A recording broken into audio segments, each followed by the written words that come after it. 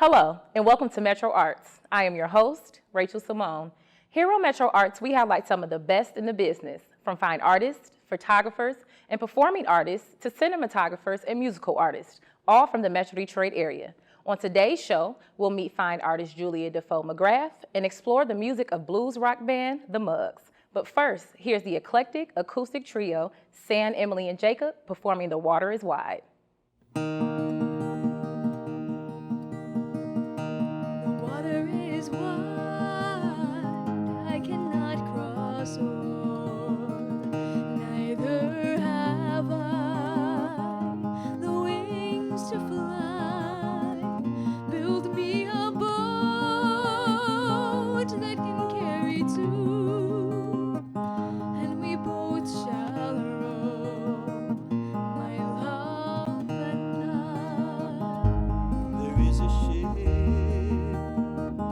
She sails the sea.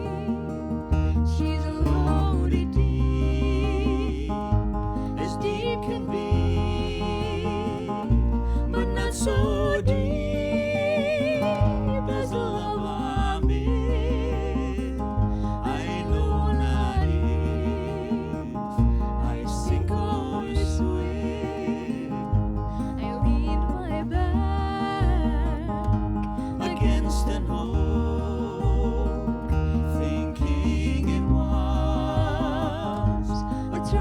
tree, but first it bent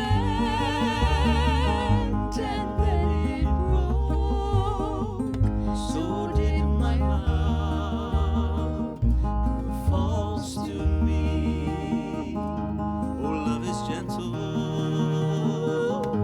and love is kind, the sweetest flower when at first it's new. Old and it waxes cold and fades away like morning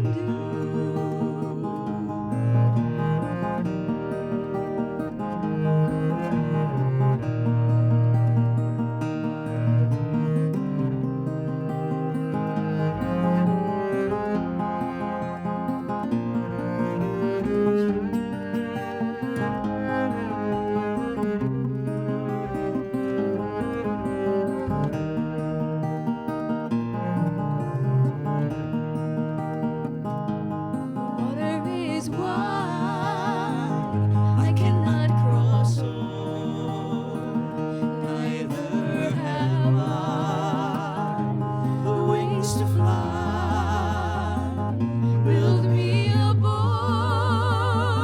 that can carry two, and we both shall row, my love and I, and we both shall row, my love and I, and we both shall row.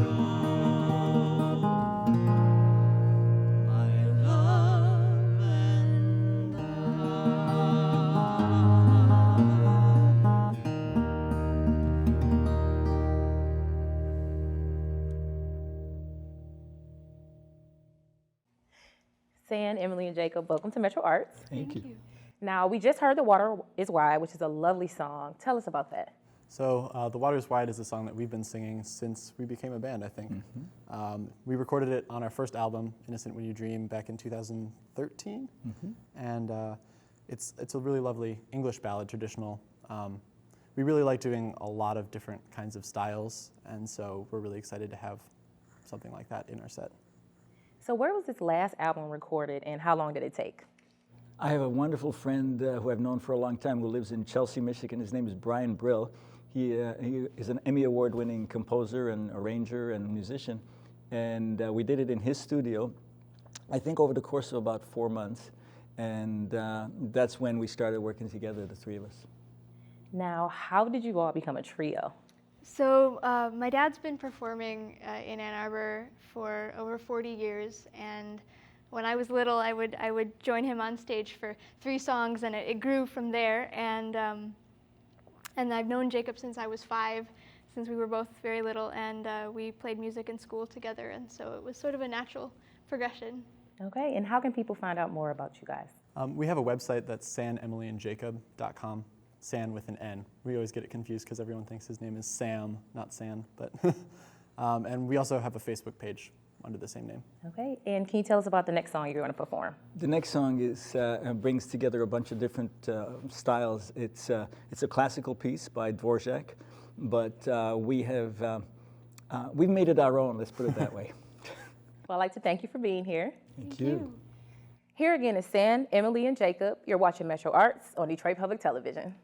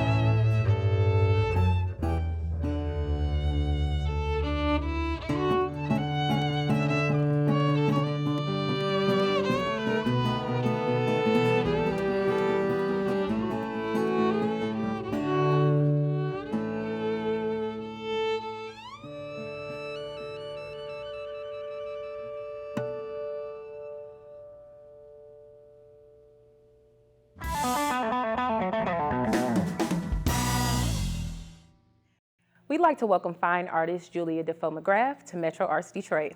How are you? I'm great. Thank you very much for having me. So when did you discover that you wanted to be an artist? I always loved to paint and draw when I was a child. And one Christmas, my dad, or Santa, left me a box of paints, like a set of oils, under the tree. And I started painting then. And then always did it throughout my high school. And then when I got to college, I decided I wanted to be an art history professor because I loved, there was a professor that really inspired me. I loved how she talked about the art. So I started with art history. But then I decided, no, I don't want to talk about it. I want to do it. So that's when I decided to get my BFA. Now, okay, now you have a couple of paintings here. Can you tell us about these? Yeah, I'll start with Sand Artist right there. She came about, I spend a lot of time up north on Little Traverse Bay, and one day there was a bunch of kids playing, and her and her sister were playing in the sand, and she was drawing, and just the sunlight on the water and the shadows and just the image of that pure innocence, just exploring and drawing and having fun, no care in the world. I said, you know, I got to paint her. So luckily I had my camera with me and took bunch of photos, a lot of photos, and brought it back to the studio. And that's how that one came about. And then Freckles here, I was just telling you that these three paintings, it's funny because these are the three paintings that gave me the most trouble out of all of my paintings. And it's so funny that I brought them all. But this one, my fiance brought home some flowers. And they were on the windowsill. And there was, you know, curtain from the window behind it. And just the way the light was hitting it, that's what happens. It's like, oh, so I got my camera again and started doing tons of pictures. Thank God for digital cameras. Yes. And I actually did that about halfway, and then I was stuck right in the middle. Didn't know what to do with it, and I was really frustrated. So I put it away for like 6 months. But it was always tugging at me because I knew I wanted to resolve it and finish it. So eventually, I figured out what I wanted to do and was put in that dark background. Now, most of the flower had already been painted, so it was like, oh my gosh, now how am I going to do that? So I eventually figured out how to do it, and then I did that, and that was fine. I loved it. And then this one's called Games of Boys and Men. I'm always inspired by bright colors, bright contrasts, you know, strong contrasts. And I know that the marbles, a lot of artists do marbles. And I know that, you know, it can be a little cliche. But then I thought, you know what, I've never painted marbles before. So I took this stuff outside and just started playing with arrangements and setups, started doing a bunch of photos, and that was the composition that I decided on. And what happened with this, 3 times I started it. The first time, there were some areas that I wanted to mask out for highlights in the marbles. So I put on what's called a misket. Well, I left the misket on too long. And the painting was almost 2/3 of the way done, and it was ruined. So I started again. This time I decided to do it on a watercolor board. I was halfway done again, and it was a defective watercolor board, and the whole thing just came up off the board it was mounted on. So again, so I just said, okay, one more try. If something happens, then that's it. But this time I decided, you know, I really wanted to do it. I wanted to see it through. So I did, but I have to tell you the last, because this is all white. I don't use white paint. So all the whites in the paintings are the white of the paper. So I got very nervous at the end because I was afraid, oh God, I'm going to spill something on that spot or, somewhere where there was not supposed to be any paint. So I got really nervous about that. But that's kind of how these all came about. Okay, and how can people find out more about your work? On my website. I have one website. It's called juliaswatercolors.com. And then I have another one that I'm building now because I'm starting to explore different media. I'm going into a little bit of more oil and mixed media. So I didn't want it to be just Julia's Watercolors. So I started a new website called juliaspalette.com. And both of those, Julia's Palettes, it's up and running, but it's still under construction. So both of those ways, they can find out about me. I'd like to thank you for being here today. Thank you very, very much. I appreciate it. You're watching MetroArts Detroit, produced at Wayne State University.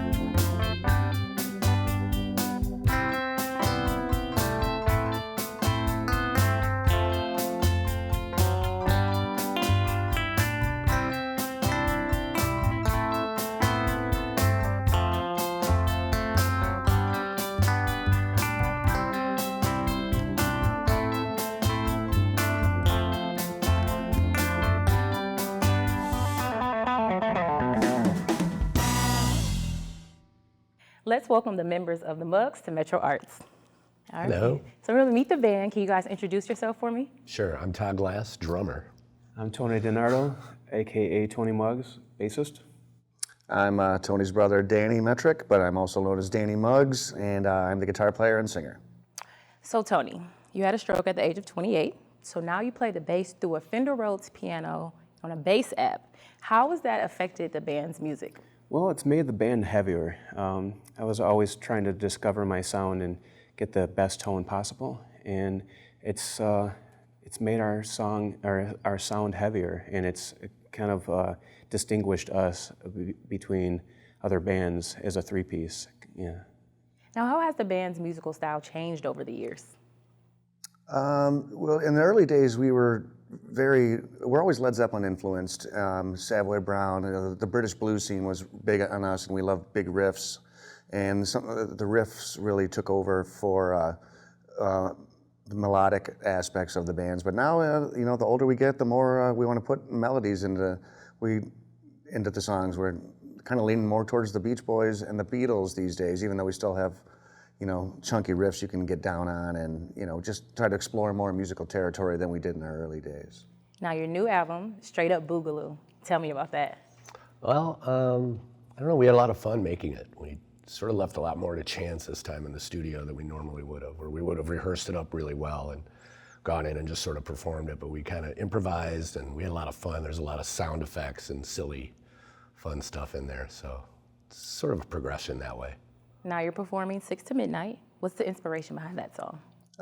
I'm a big horror movie fan. I love all things horror, from the Frankenstein and the Hammer movies of the 60s to modern horror, and it's just kind of our homage to the macabre and Halloween related themes with the Headless Horseman and witches and werewolves and stuff like that. So we really like that type of thing. I like to write about what I know, and I really love horror movies and the art of making horror movies, and this is my homage to those type of things. And how can people learn more about the band? Well, first of all, you have to understand that I like to find the cracks in the internet and stuff them with the Mugs. So you can find us on themugs.com, on Bandcamp, on Facebook, Twitter, and YouTube. Yeah. Okay. Well, thank you guys for being here today. Thanks for having us, Rachel. Thanks. And now, let's watch the Mugs on MetroArts Detroit.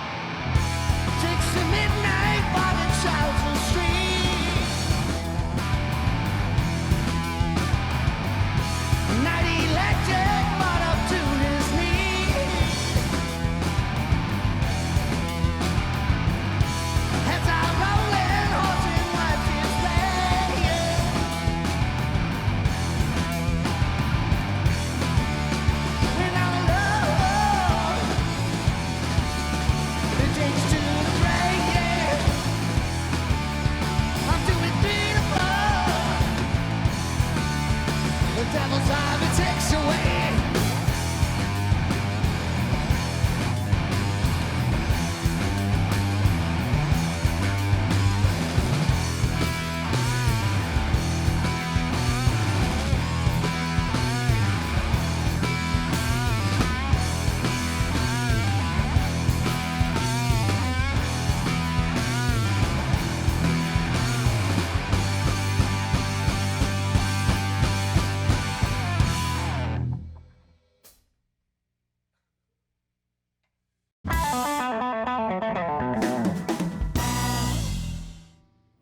We hope you enjoyed today's show. I would like to thank our guests, San, Emily, and Jacob, Julia Dufault McGrath, and the Mugs for being here today. Remember, you can catch any of our shows online at MetroArtsDetroit.com and find us on social media.